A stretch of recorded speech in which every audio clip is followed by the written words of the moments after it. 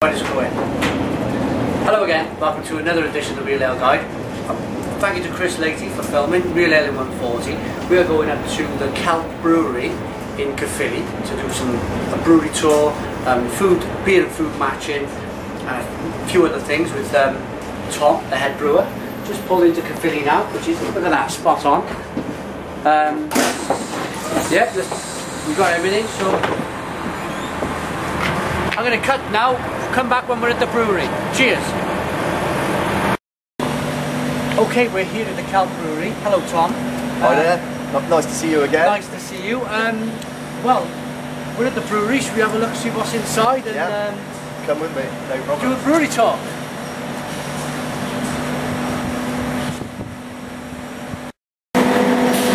Okay, I'm here with Tom Newman. Hi Tom. We're going to do a brewery tour. Yeah. Yeah, no problem. Well, if you want to come with me, the best place we can start is with the grain itself, which is the body for the beer. And I can take you through the process, how we taste it, how it comes in, and how we use that to make each individual recipe. So fantastic. Follow me. Okay.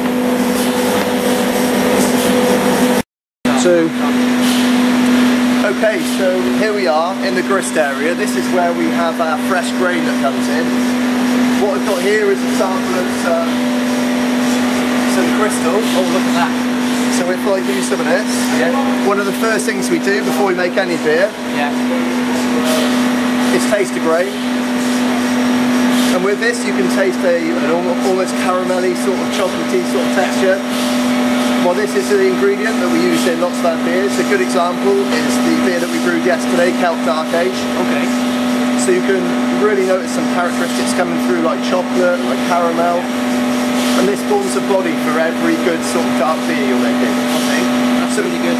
So the first stage is to actually crush in this mill, which is basically carried up this auger and into the mill at the top of the grist case.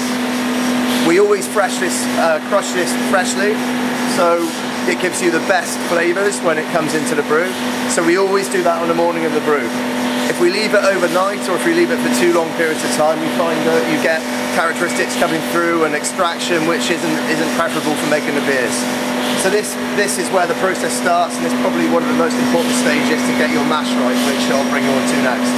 Okay. We've got a mash going, have we? There's a mash yesterday, right, but the brew's going now. So, fantastic. Yeah, so we'll come on to that in a minute. Let's go and have a look. Okay. Cheers.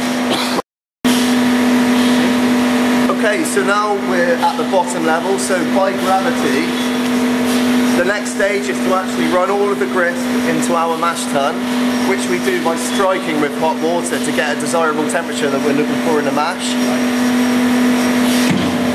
Inside the mash tun, you can see that you've got a series of wedge wire plates. These basically allow after the mash for all of the wort to transfer through to the copper. Like a tea bag strainer? Exactly, this kind of thing. Right. And the idea is that you remove a lot of the solids that could create sort of clarity problems at a later stage if you didn't remove. So the initial stage is to actually mash at a set temperature, which actually releases a lot of your sugars that are desirable for fermentation at a later stage. Right, okay. Very important part of brewing. If you don't get it right, it can mess up the whole process afterwards. Okay. Thank you. So the next stage of brewing is where you're using a copper or a boiling vessel to boil all of your worts with hops, the desirable hops that you have for the specific kind of beer you're making. For yesterday's, it was a dark beer, so it wasn't too much bitterness. It was nice balanced bitterness that goes really well with the chocolatey, roasted sort of characteristics of the malt. We also look at using a kind of a percolated hop at the end, which gives you a spicy aroma characteristic for that beer. So late hopping? Late hopping, but what we use is a percolator, which is this vessel here, which effectively takes out all of the desirable aromas from the hops and gives you a real clean and crisp flavour. Right. And the difference of this to putting the hops into the copper is that you don't get the astringency from the actual hops that you get with many beers, and it just takes out a clean, direct desirable oil of the hop, which gives you the correct aromas, and then you cut it once you're ready to the stage of controlling it, you know? It just lets you take what you want from the hop. Exactly, exactly. So it takes a lot of practice to make sure you put the right amount of hops in, but once we've done the equations, we know every time we're brewing how much to put in there and how long to leave it in the percolator.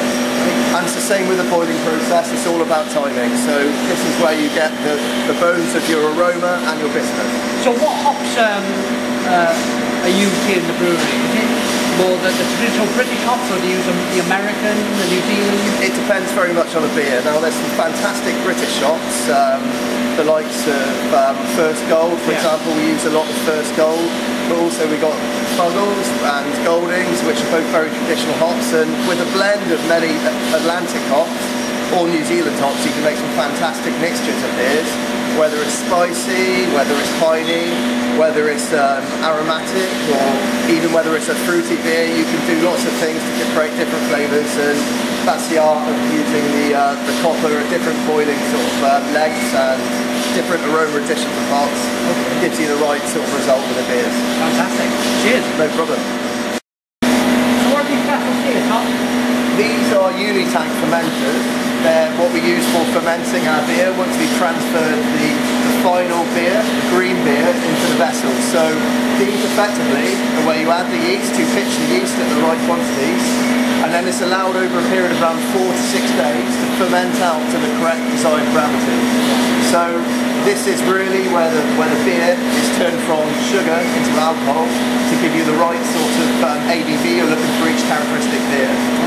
And once you get to the right stage, what we do is we have a series of cooling jackets within these vessels that take the beer down to the desired temperature, and then we rack them off into casks, and then they go to the plants, and the rest is seen as you drink them. Fantastic. Yeah. Quite a nice size, isn't it? This is, for me, this what strikes me is this is not. It's bigger than a microbrewery. It's almost at a stage where it's not on a massive scale, but it's still a nice small family. Exactly. Yeah. I mean, it's the third time we've grown. We started as a 5 barrel, then we went to a 10 barrel. Yeah. But we still wanted to keep the craft side of things, so we still handcraft in terms of mashing. Yeah. We're still raking, and when it comes to the hops, we've still got full control the way we did in our original breweries. And if anything, the quality of the beers has actually improved because the technology of the equipment is a lot better. But we actually have more control now, so we can keep a better consistency as well. And what we found is that it's actually helped our sales grow just by having a new plant. And this is part of where our whole business model is really, is to keep the quality high, but be able to supply fairly good chains, i.e. supermarkets, but also the punters who are drinking in our pubs and local pubs, so we can keep the quality good. Okay, Tom, we seem to be standing by an alien. Yeah, that's right. This alien first came to us around 9 years ago. Right. And it just appeared in my first brewery, and we were quite scared initially, but it's probably one of the most friendly aliens you could ever meet because he cleans all of our vessels for us. Right. And we've decided to call him the CIP alien. Okay. Yeah. Okay. So what does it do? Does it clean your vessel? Well, effectively, this alien actually gets filled with water when it's thirsty, right, and it then uses the hot water to feed the tanks to clean. Right. So it's a very clean alien. Brilliant. Okay. Okay, so at the final stage of the brewing process now, the bottling, which is very important. Tom, everything has to be totally sterile, so take us through. Yeah, no problem. If you come with me. So this effectively is our bottling area. And as you can see here, what we're doing is we're first labelling the bottle, then we're putting the rinser on, which actually cleans out the bottle. Then it's run through to a filling line, which fills the beer up inside the bottles, and then we crown them and encapsulate them, and then they're put inside these packages, which is basically ready to go to shop, to store, or to any of our export suppliers. Can we have a little closer look? Can we walk over? All right, Chris.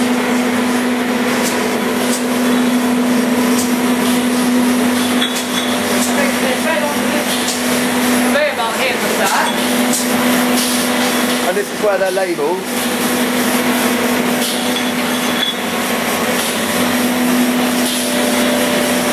So you can see at this stage, after they've been labelled, we're ready to go. This is Native Storm at the bottling stage. So you have your best before date, and you have your label ready to go through to the rinser.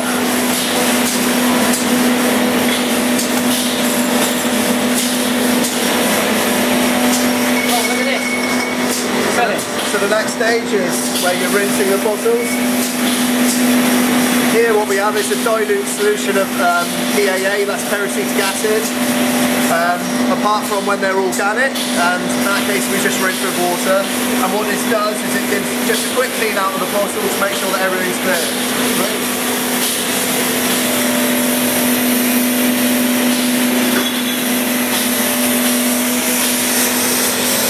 Here you have the bottles filling, so it fills it to the desired level, and then we go on to the next stage, which is the crowning.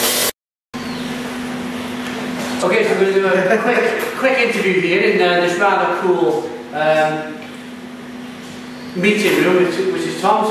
Tom, first question's got to be, when did you first get into brewing and why?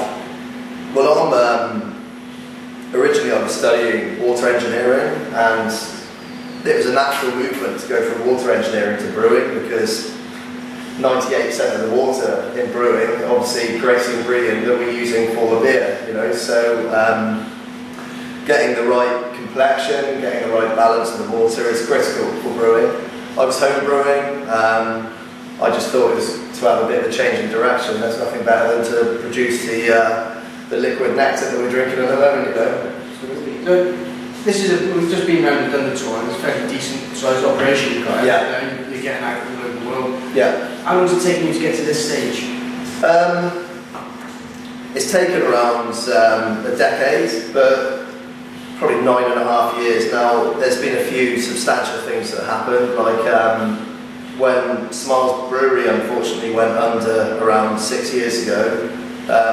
I was lucky enough to land my bum on a chair with the acquisition company who'd taken over the site, and they offered me what I thought was a mash tun for 10 grand, and I found out that I actually bought the whole brewery. Oh, brilliant. Yeah, so the bad news on that was that we found out afterwards that we had to rip it out of the listed building within sort of a 5-day period, so there's a lot of work involved, but 5 days of stress resulted in having some good plant, which we've still got in this brewery now, which we're using today, you know, so it was a nice break. It gave us the foundations to build a brewery as it is here, you know. Okay, great.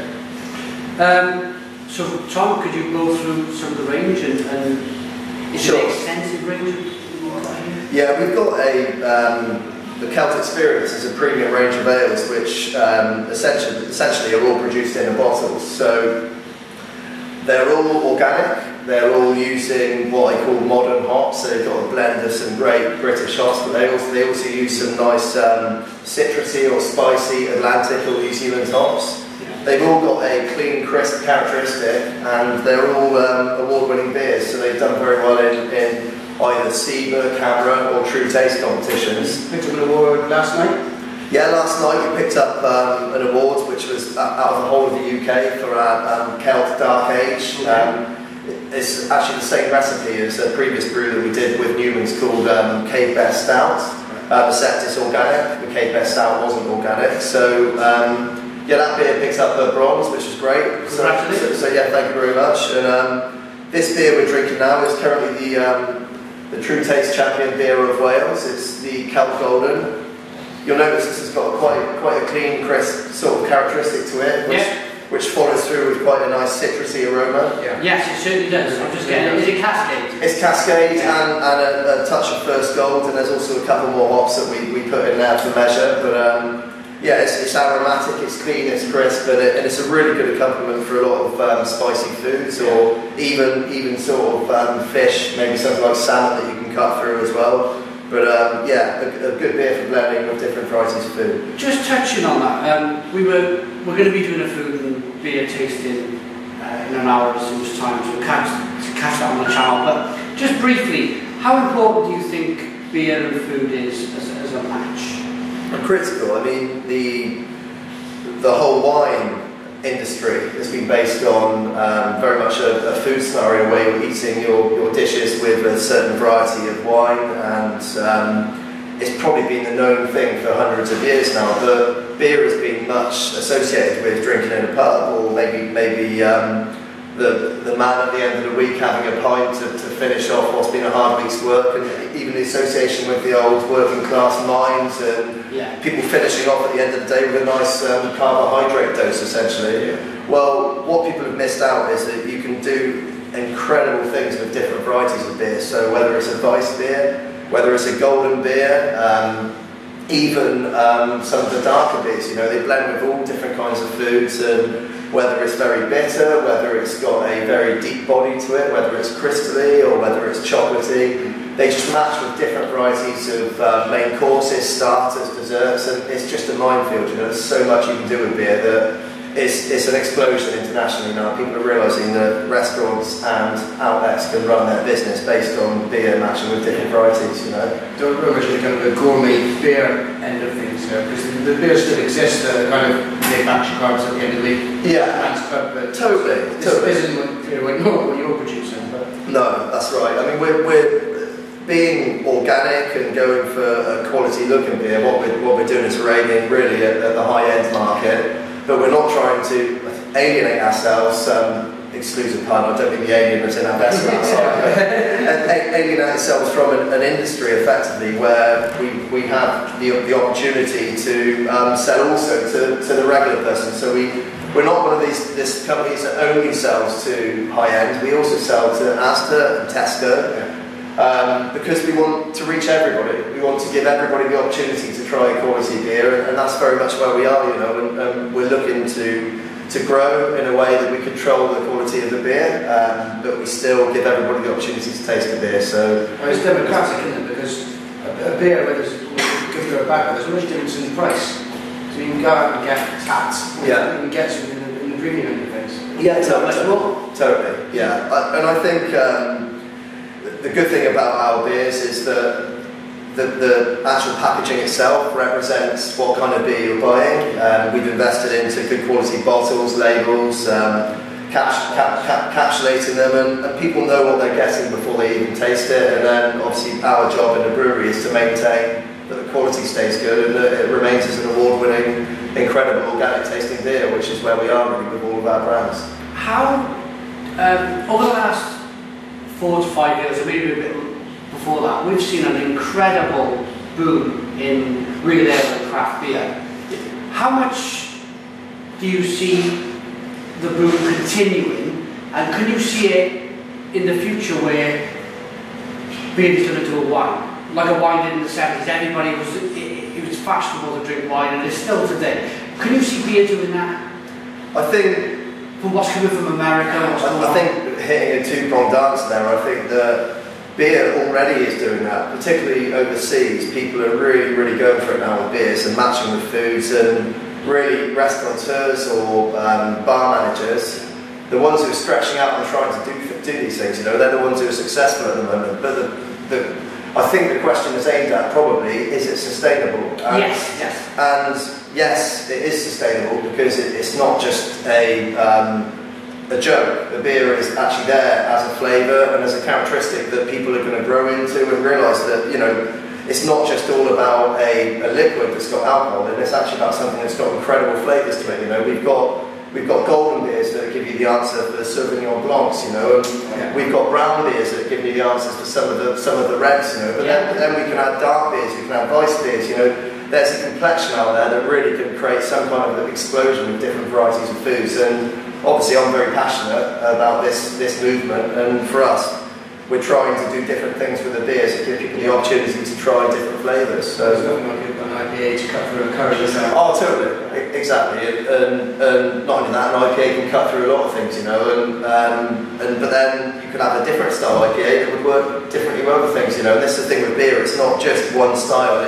It's one style can be one variety within a food, you know. Exactly. So you've mentioned Weiss beer twice. Yeah. Is that what you're looking to brew? The problem with Weiss beer in our country, I think, is that a lot of people still don't quite know what they're getting. I think that for a size brewery that we are, which is 40 barrels, it's a lot of beer to brew to take a risk on it. If we were 10 barrel or 5 barrel, I think we'd probably do a Weiss beer. But we are looking next year. I can't say exactly what we're doing. It's a bit of a secret at the moment. We're looking at releasing a decade celebration beer, which is going to be brewed this year on the solstice, which obviously is a big Celtic connection, which goes well with our branding. A beer which is going to be aged for 12 months, and it will be released to celebrate our decade, and it's something I can't give all the details on, but watch the space. You know. It's going to be big ABV then, if you're going to age it for 12 months. That's right, you're going to be talking between 8 and 9%, yeah. So that's right. Fantastic. Okay. Good. Well, thanks for the interview, Tom. No problem. Thank you. Show us around. Yeah, no problem. Yeah. Oh, one last question. I think Chris was going to ask. Yeah, sorry. You're here now. Where do you see yourself in 5 years? At the moment, I'm trying to consolidate, so I'd like to see that we're still here in 5 years' time. We're buying the unit next door at the moment. I say buying, we're leasing the unit next door, which is going to give us an additional 8,000 square foot. So it's really the same area we've got here, but next door, which is going to be solely used for storage. So it's going to give us the ability to stock high and facilitate a lot of the exports and the UK market that we're going into at the moment without any risk. So that's going to allow us growth, I think, for a good 5 years. Past that, I'd like to think of myself as a fairly young brewer, so I think there's an opportunity to grow our business certainly for the next 20 years. So really, it's really our opportunity to try and push the brand further and further, you know, and that's what I'm very much focused on. So next 5 years, I'd like to see that we sort of fill capacity within the basis where we are at the moment, and after that, I'd say just watch the space really, because we could end up moving somewhere else, or we could end up moving into some of the other units sort of in the adjacent buildings. So we'll see what happens, you know. Well, thanks for the interview, Tom. No problem. Thanks for coming along. Yeah, thanks, Simon and Chris. Join us for a tasting shortly in the next video, and cheers.